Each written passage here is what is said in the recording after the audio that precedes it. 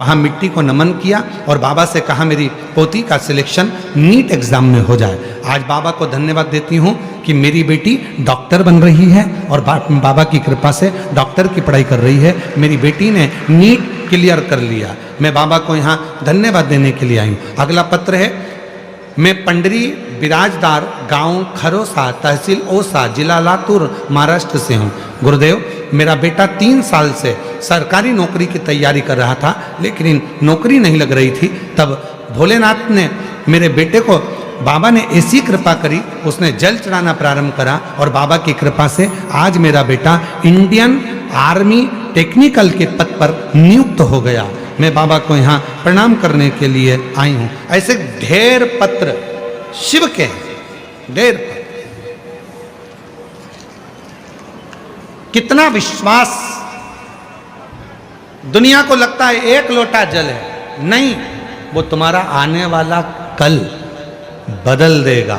वो एक लोटा जल तुम रोज मंदिर जाओ, रोज बाबा को चढ़ाओ, दिल से प्रार्थना करो, विनय करो, निवेदन करो। जब बाबा से आप दिल से प्रार्थना करोगे, निवेदन करोगे, तो बाबा सुनेगा जो, सुनता जो।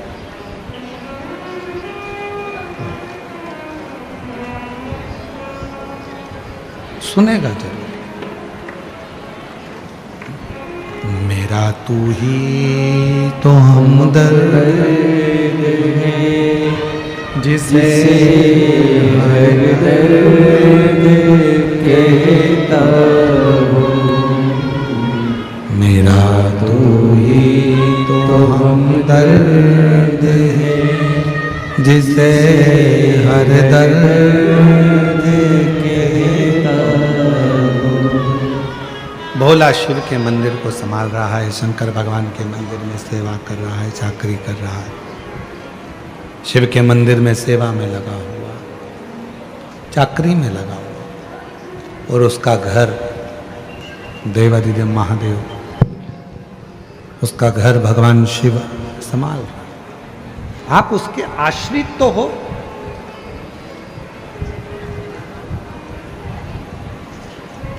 कहना सरल है, हम तो बाबा के भरोसे चलते हैं, पर विश्वास पक्का कर कर देखो, हम बाबा के भरोसे चलते हैं। दृढ़ी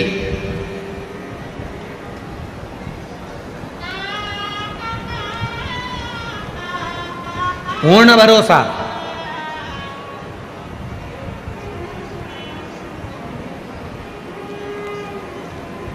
सीहोर वाले महाराज को सुनने के लिए नहीं आए हो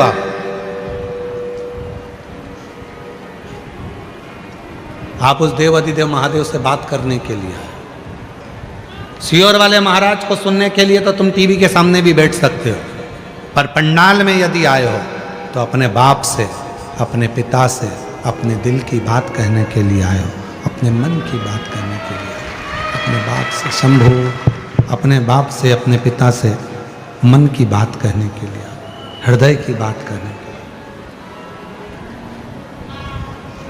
अपने बाबा से अपने मन की बात करने के लिए। रिश्ता तेरा मेरा सबसे। बेटे की सरकारी बैंक में नौकरी लगी, एक बार जोरदार ताली बजाकर स्वागत करिए। मैं हूँ तेरा लाला, मैं हूँ तेरा लाला, तू मेरा बाबा, शिव को मन से, जब हम दिल से बाबा को अपने मन का भाव करते हैं, प्रार्थना करते हैं, विनय करते हैं, निवेदन करते हैं, विनती करते हैं, तो बाबा उसको स्वीकार जरूर करता, स्वीकार करता। भोला मंदिर जावे, शिव जी उसके घर जावे। एक भिक्षुक का रूप रख लिया मेरे भोलेनाथ ने, और भिक्षुक का रूप रखकर मेरे भोले बाबा भोला के घर पर पहुंच गए। जिस थाली में भोजन लेकर आई थी बहन, उसी थाली को ऐसा कर दिया मेरे भोलेनाथ ने कि वो थाली खाली ही नहीं होती है और भंडार भरती चली जाती है। शिव उदार है, चंद्रदेव उसको समझ नहीं पाए थे। शिव उदार है, चंद्रदेव उसको समझ नहीं पाए।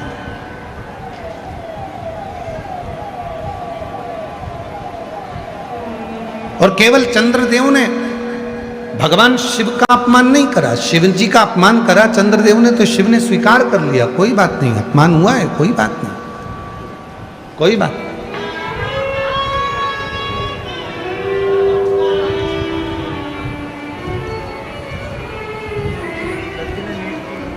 आप ही ने क्लियर करा,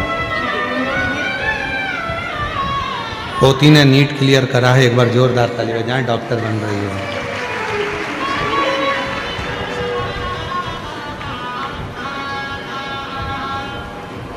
चंद्रदेव शिवजी का अपमान करे भरी सभा में, तो भगवान शंकर ने फिर भी स्वीकार किया, कोई बात नहीं है, अपमान किया है, कोई दिक्कत नहीं है, हो गया। पर एक समय ऐसा आया,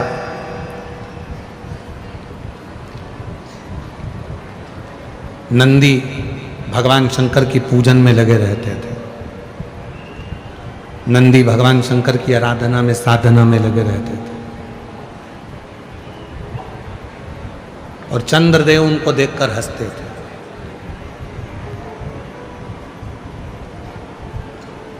जिस पर दुनिया हंसी है उसी ने कमर कसी है, उसी ने कमर कसी है। जिस पर दुनिया हंसी है, लोग कहें तो तेरा ऐसा हो ही नहीं सकता, तो भरोसे से कहो मैं मेहनत करूंगा, करके बताऊंगा ये होगा। तेरी सरकारी नौकरी नहीं लग सकती, कैसे नहीं लग सकती, मेहनत करूंगा, परिश्रम करूंगा, रात दिन एक कर दूंगा, और शिव जी पे एक लोटा जल चढ़ाऊंगा, लगेगा। परिश्रम, मेहनत।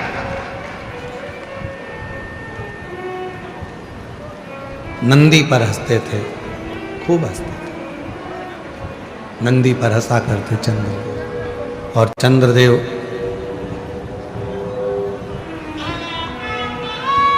जब नंदी पर हंसते,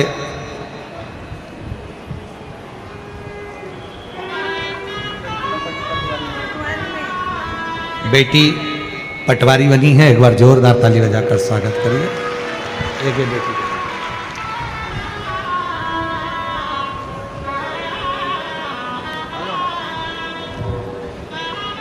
चंद्रदेव नंदी पर हंसते थे, और नंदी भगवान शिव की साधना में, नंदी भगवान शंकर की आराधना में लगा। एक दिन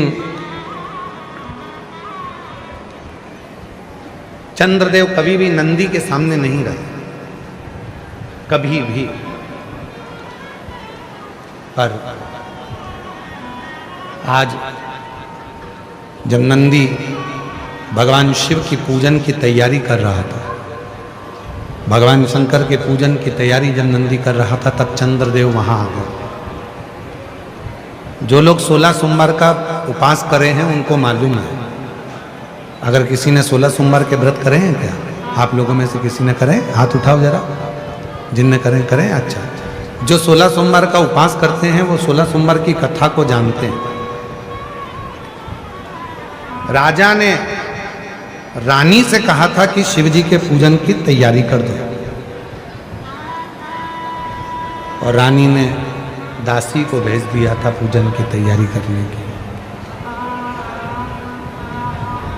रानी को दर बतर जगह जगह रानी को ठोकर खाना पड़ी थी। शिव महापुराण की कथा कहती है, भगवान शंकर का चरित्र कहता है।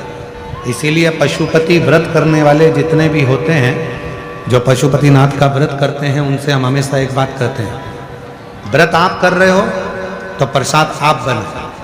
भले थोड़ा सा आटा सेक लो, घी डालकर, उसमें पानी डालकर, शक्कर डालकर सीरा बना लो, रवा का सीरा बना लो, खीर बना लो, कुछ नहीं तो मीठा पुआ बना लो, कुछ नहीं तो मीठा भजिया बना लो, कुछ नहीं तो मीठा गुलगुला बना लो, कुछ नहीं तो मीठा पुआ बना लो, कुछ नहीं पूरण पोली बना लो। पर अपने हाथ से जो पशुपति व्रत करने वाली माताएं होती हैं, बेटियां होती हैं, बेटे होते हैं। शिव पुराण कहती है जब आप पशुपतिनाथ का व्रत करें तो अपने हाथों से भगवान का भोजन तैयार करें, अपने हाथ।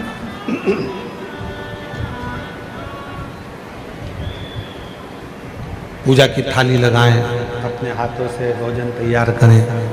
पूजा की थाली लगाएं, भोजन तैयार कर कर अपने हाथों से करें।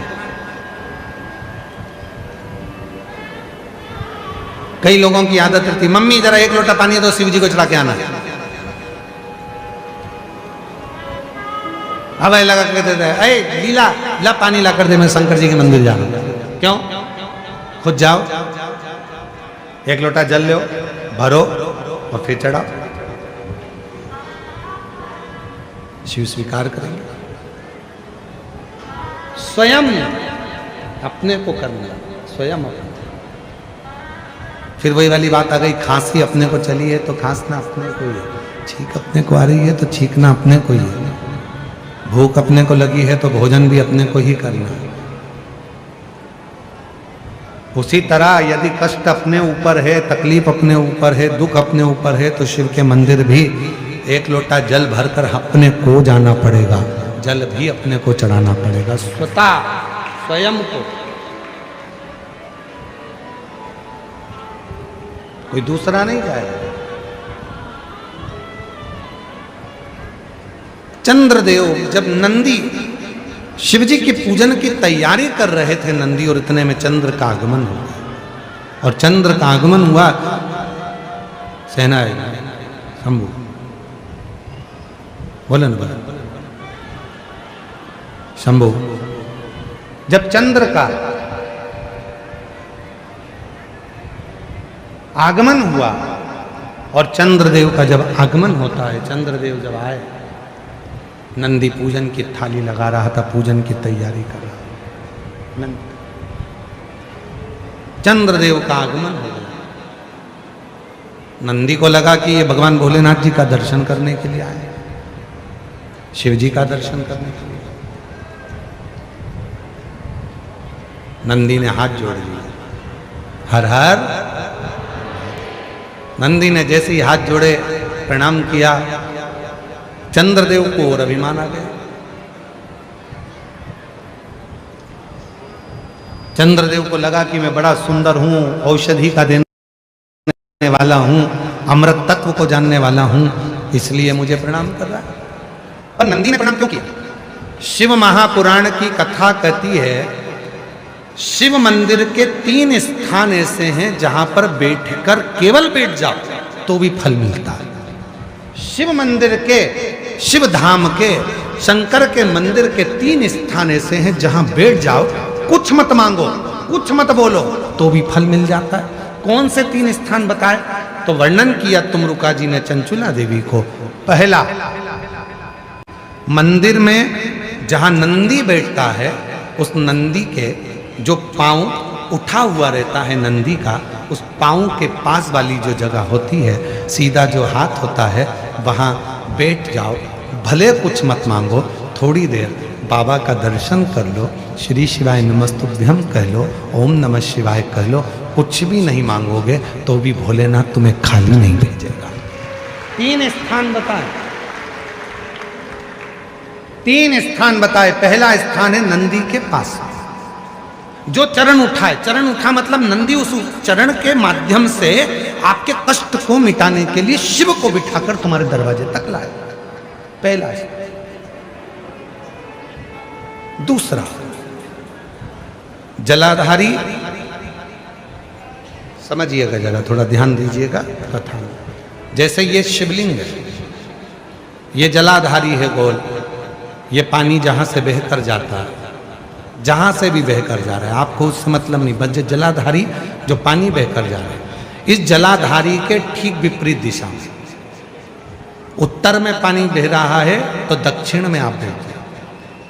ये जलाधारी जिस साइड बह रही है उसी ओर मुख कर कर आपको इधर बैठना है, इधर मुख कर कर शिवलिंग की ओर मुख कर कर। ये दूसरा स्थान बताया। ये जो स्थान है ये माता लक्ष्मी का स्थान है। ये जो स्थान है कुबेर का स्थान है। ये जो स्थान है सारी सिद्धियों का स्थान है। अष्ट सिद्धि नवनिधि इसी स्थान पर बैठकर भगवान शंकर से वर प्राप्त करती है। ये वो स्थान है जहां बैठकर आप कोई मंत्र भी नहीं पढ़ोगे, कुछ बोलोगे भी नहीं, बैठने पर ही आपको फल की प्राप्ति होना प्रारंभ हो जाती है। ये दूसरा स्थान स्वयं तुमरुका जी ने चंचुला देवी को कहा, ये द्वितीय स्थान। और शिव मंदिर का तीसरा स्थान भगवान शंकर के मंदिर का तृतीय स्थान कहा गया। तीसरा स्थान, जब हम मंदिर से बाहर निकलें और उस मंदिर से या ओटला हो या कोई मंदिर है कोई, इसीलिए हमने देखा है कुबेरेश्वर धाम पर लोग आते हैं तो कुबेरेश्वर धाम का जो गेट होता है ना, अब तो कुबेरेश्वर धाम का 1 2 3 4 5 6 गेट हैं अब कुबेरेश्वर धाम पर। तो 6 गेट में से जो एक गेट, पहले नंबर, दूसरा नंबर, तीसरा नंबर, 4 नंबर, 5 नंबर, जिस भी गेट में से लोग अंदर आते हैं, उस गेट में से अंदर आते हैं तो सबसे पहले गेट पर दंडवत करते हैं। गेट पर दंडवत करें, वहां सोकर प्रणाम करें, 4-5 दंडवत करते हुए चले जाएंगे। कई लोगों की ऐसी आदत होती है चौराहे पे से दंडवत करते आते। कई लोगों की ऐसी आदत होती है कि वो सीहोर के रेलवे स्टेशन पर उतरेंगे और 11 किलोमीटर तक दंडवत करते हुए जाते। सबका अपना बात।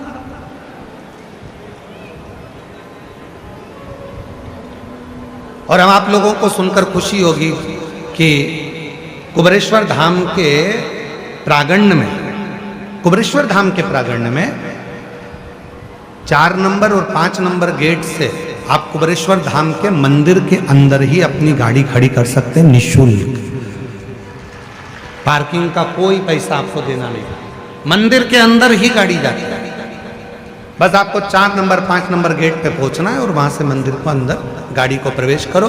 बड़ी बड़ी बसें भी लगाने के लिए हमने वहां पर सुविधा कर दी है कि बसें अंदर खड़ी हो जाएं, सब अपना भोजन बनाए, वहीं पर खाएं। जिसको भोजन बनाना है भोजन बनाए, नहीं तो भोजन तो बाबा का भंडारा चलता है सबके लिए। कोई बस का शुल्क नहीं लगना है, तुम्हारी गाड़ियों का शुल्क नहीं लगना है। मंदिर प्रांगण में 4-5 नंबर गेट से अंदर करेंगे, गाड़ियाँ निःशुल्क पार्किंग आपको वहाँ प्राप्त होगी। किसी को रुपया देने की जरूरत नहीं, 1 रुपया भी।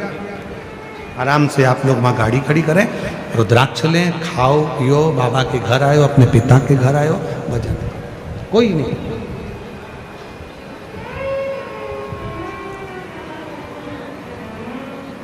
शिव तत्व तो हमने देखा है कि कई लोग दरवाजे से दंडवत करते हैं। तीसरा स्थान तुमरुका जी चंचुला देवी को बता रहे हैं कि तीसरा स्थान ऐसा है भगवान शंकर के मंदिर का द्वार।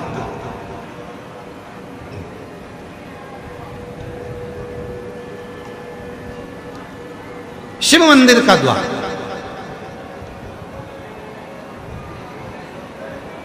और जो भगवान शंकर के मंदिर के द्वार के बाहर, द्वार से जैसे दरवाजे से थोड़ा सा बाहर निकलकर यदि आप शिव मंदिर की ओर मुख कर कर आप 2 क्षण के लिए भी बैठते हैं, कोई मंत्र नहीं बोलते, कोई साधना नहीं करते, कोई व्रत नहीं करते, तो भी शिव आपको उसका फल देता जरूर है।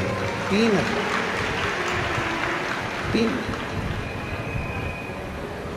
कौन कौन सी 3 जगह हैं जम के बोलेंगे सभी। पहले नंबर का नंदी का जहां चरण उठा है उसके पास, दूसरे नंबर का जहां जलाधारी पानी बहकर जाता है उसके ठीक विपरीत की ओर जलाधारी की ओर, और तीसरा स्थान शिव के द्वार।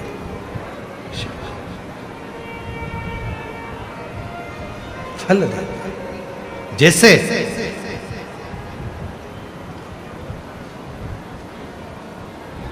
एक नारी के गर्भ में अगर कोई गांठ पड़ जाती है, चेस्ट में गांठ आ जाती है, कोई पुरुष कोई नारी को अगर शरीर में कहीं पर भी गठान हो जाती है, कहीं पर भी गांठ पड़ गई, डॉक्टर को दिखाने जा रहे हो और मन में भ्रम उत्पन्न हो रहा है कोई बीमारी ना लग गई हो, शरीर में कहीं पर भी गांठ हो जाए, कहीं पर आप प्रयास करो। शिव मंदिर के जब पूर्णिमा का दिन हो, प्रदोष का दिन हो, सोमवार की अष्टमी का दिन हो, सोमवार का दिन हो, चंद्रमा की रोशनी जब शिखर पर पड़ रही है और उस शिखर की छाया जहां पड़ रही है उसी जगह पर बैठकर एक बेलपत्र शिव पर चढ़ी हुई चबा चबा कर रात्रि के समय उसको खाना प्रारंभ कर दो।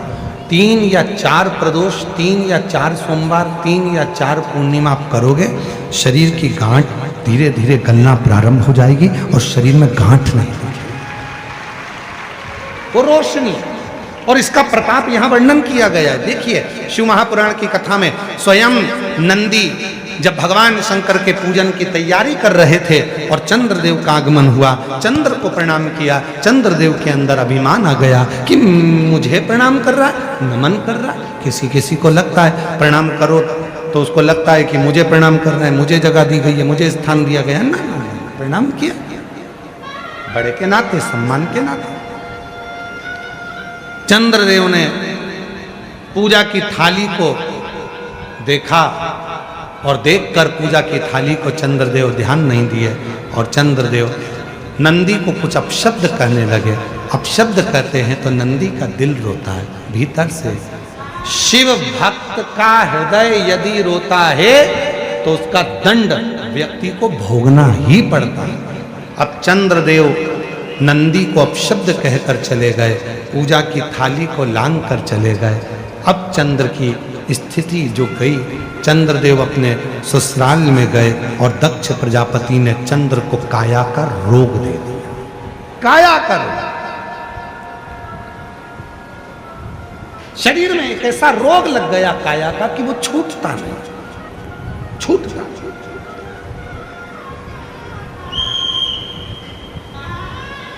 कई बार बच्चे जन्म लेते हैं, बुद्धि का विकास नहीं हो पाता, शरीर का विकास नहीं हो पाता, हाथ पैर से कमजोर रहते हैं, पलंग पर सोए रहते हैं, बॉडी काम नहीं करती है, बच्चे चल नहीं पाते हैं, दौड़ नहीं पाते हैं, बैठ नहीं पाते हैं, भोजन नहीं कर पाते हैं, सुन नहीं पाते, बुद्धि का प्रयोग नहीं कर पाते। उनके लिए ये चंद्रशेखर शिव महापुराण की कथा कर रही है। डॉक्टर का इलाज करवाओ, डॉक्टर शिव का रूप है, वो जैसा बताएं वैसा भी करो, पर साथ में एक चावल का दाना,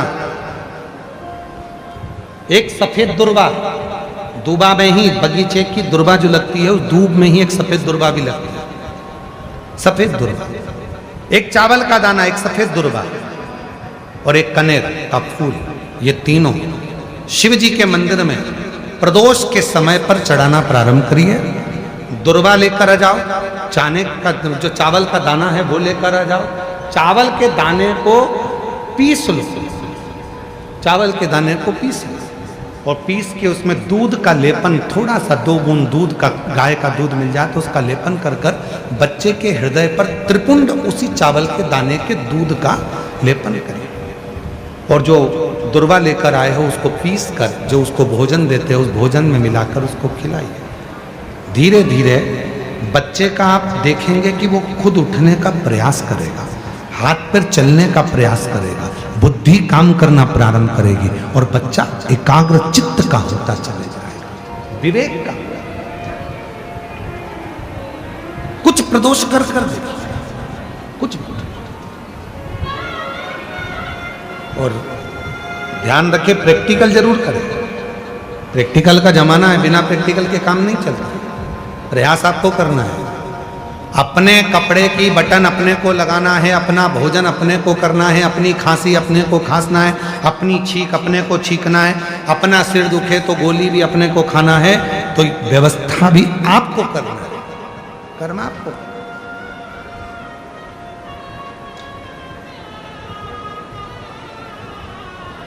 शिव भक्त का तो केवल उतना काम है कि आपके सम्मुख में आकर शिव की चर्चा का स्मरण, शिव चर्चा,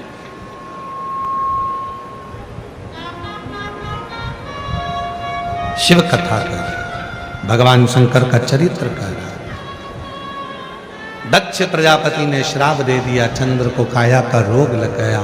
काया का रोग छूटे कैसे, किसके पास जाएं? देव ऋषि नारद ने कहा तुमने नंदी का अपमान किया। भगवान अपने अपमान को सहन कर लेते हैं, पर भगवान भोलेनाथ अपने भक्त के अपमान को कभी सहन नहीं कर पाते हैं, कभी नहीं। शिव अपना अपमान सहन कर लेंगे, पर भगवान भोलेनाथ अपने भक्त का अपमान सहन नहीं कर पाते। इसीलिए आपको शिव महापुराण की कथा में बार बार कहते हैं, भगवान शंकर की कथा नहीं सुनना मत सुनो, पर शंकर की कथा की निंदा मत करो। शिव जी के मंदिर नहीं जाना मत जाओ, पर शंकर की निंदा मत करो। शिव महापुराण में नहीं जाना मत जाओ, पर कोई शंकर का भक्त है, शिव का भजन करने वाला है, शंकर का स्मरण करने वाला है, कोई शिव गुरु है, कोई शंकर को ही गुरु मानकर शिव को ही गुरु के तत्व में जानते हैं, तो उस शिव गुरु की कभी निंदा मत करो, कभी निंदा मत करो। क्यों? क्योंकि शिव अपना अपमान सहन कर लेते हैं, पर अपने शिव गुरु का अपमान शिव कभी सहन नहीं कर पाते हैं, उसकी निंदा। तने सुनना हो तो सुनो, नहीं सुनना है तो अपना घर बजा। कोई नहीं कह रहा तुमसे कि कथा में आ, निंदा मत करो, बुराई मत करो। कोई मंदिर जा रहा है तो उसकी निंदा मत करो। कई लोगों की आदत रहती है, कोई माताएं जल लेकर मंदिर जाती हैं तो उस पर ताना कस देते हैं। क्यों कसना है? एक दिन जिंदगी का ऐसा आएगा कि तुम पर ताना कसा जाएगा। किसी को अपशब्द मत करो। एक उंगली जब हम किसी पर उठाते हैं तो ये 3 उंगली अपनी ओर जाती है कि तू अपने अंदर झांक कर देख कि तू कैसा। क्यों अपमान कर, क्यों अपशब्द कर?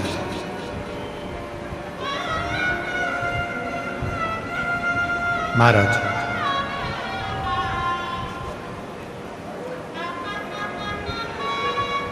पूरी मनुष्य देह में, पूरे मानव के शरीर में केवल हमारे शब्द, हमारी वाणी 24 घंटे यात्रा करती है। मानव के शरीर में केवल हमारा शब्द, हमारी वाणी ऐसी है जो 24 घंटे यात्रा करती है। शब्द, इसलिए कहते हैं वाणी ऐसी बोलिए जो मन का आपा खोए। 4 ताले में बंद हो जाओ और 4 ताले में बंद होकर भी तुम कुछ बोलोगे तो तुम्हारे शब्द बाहर निकलकर आ ही जाएंगे और लोगों के कानों तक पहुंच जाएंगे। पति पत्नी अपने कमरे में बैठकर भी बात करेंगे तो वो बात अपनी बहू तक पहुंच ही जाएगी, बेटे तक पहुंच ही जाएगी। बहू बेटा अपने कमरे में बैठकर बात करेंगे तो वो बात सास तक पहुंच जाएगी। कोई नहीं है, कमरे की आवाज भी बाहर नहीं जाती है, कोई नहीं सुनता, फिर भी वो शब्द चलते हैं। हमारे मुख से निकले हुए शब्द यात्रा करते हैं। कथा हम यहाँ बाँच रहे हैं भुसावल में, पर यह कथा जिसने नहीं भी सुनी होगी तो भी एक ना एक दिन ये शब्द चलकर किसी के भी माध्यम से पहुँचेंगे, लोगों के कान तक पहुँच ही जाते हैं। शब्द चलते हैं, शब्द यात्रा करते हैं, वाणी यात्रा करती है, शब्द चलते हैं और ये वो यात्रा करते हैं। शब्द यात्रा, वाणी यात्रा करती है। इसलिए निवेदन है, सास से भी निवेदन है, बहू के लिए कोई भी शब्द बोलो वो बहू तक पहुंचेगा एक ना एक दिन। बहू से निवेदन है, तुम सास के लिए कितना भी मायके में जाकर बोल दो, अपनी मम्मी के सामने जाकर बोल दो, फिर भी वो शब्द एक ना एक दिन तेरी सास के सामने जरूर आएगा। वो शब्द घूमता है, आता है और तुम्हारे सामने पहुंचता है। तो क्यों बोले हम आड़ा टेढ़ा, क्यों बोले हम अपशब्द? अरे मत बुरे कर्म कर बंदे वरना पछताएगा, भगवान की आंखों से तू बच नहीं पाएगा, तू बच नहीं पाएगा। अरे ओ अज्ञानी मत कर नादानी। शब्दों को छोड़ने से पहले विचार कर।